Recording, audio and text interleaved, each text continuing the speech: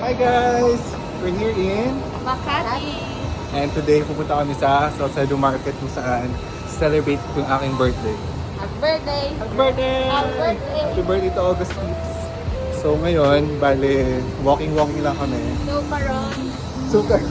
Hello mga mami! Diba?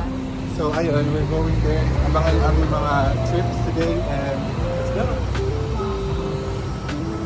Hi guys! So bali malapit na kami.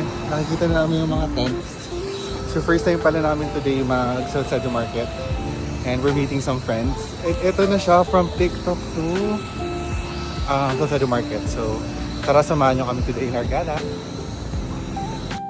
So, eto na naman tayo sa another gala na naman. Tara, samahan nyo kami. Like I mentioned, samahan nyo kami sa aming gala here at Salcedo Market here in Makati.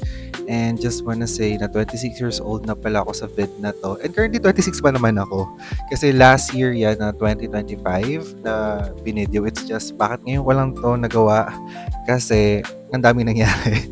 And really just wanna share the experience in Salcedo Market kasi first time namin yan last year makapunta dyan and the place was great.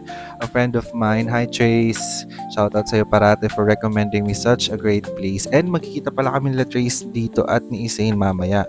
And just wanna also share, kasama ko pala si Nikki and si Chin since nandito sila nung time na yon, nasa Manila sila kasi ang work nila usually is depende kung saan sila madistino. So ayun, sinama ko na sila since sabi ko this is an experience and dapat ma-experience nila to. So tara, samahan nyo kami!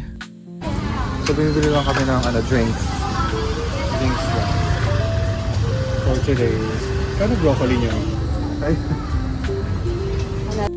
After namin makabili ng drinks, linibot pa rin namin ang buong park kasi square to eh. So, bali linibot namin and guys, ang fresh ng mga binibenta dito. And we saw this fish, grabe oh. Medyo may kamahalan nga lang pero G naman siya. So, while we're waiting to my friends na si Isain at si Trace, still yun nga, inikot muna namin yung buong place, tinignan namin bawat corner kasi syempre first time mo sa isang place, diba? Dapat makita mo yung mga binibenta nila. So, meron silang fruit section, meron silang food section, meron silang meat section. Sa unahan nga may pastry pa. At sa gitna meron pa yan, hindi pa natatapos hanggang gitna. Ano, kumusta? So, first time ko dito, waiting for Chase and Isain. Papunta na daw sila. So far, ang ganda pala dito. Parang feeling mo na sa international free market. International! Wala lang, parang Makati is really giving that international vibe. And totoo naman talaga na very international vibe siya. And medyo hindi na namin na-feature yung iba kasi usually ang dami dito nag-take ng pictures. Kasi yung iba dito more on, ang gaganda talaga ng mga get up. And usually I saw this video on TikTok. So guys, pumunta na kayo dito. It's always open Saturday and Sunday. So correct me if I'm wrong kung Sunday wala siya. Pero alam ko weekends talaga to eh. So Saturday nga kami pumunta dito and might as well pumunta kayo dito ng maaga kasi para less pa yung tao and medyo hindi mainit. Kasi mainit pala dyan. So bring your money and pamaypay. Hindi muna tayo ng food kasi nagugutom ng mga person.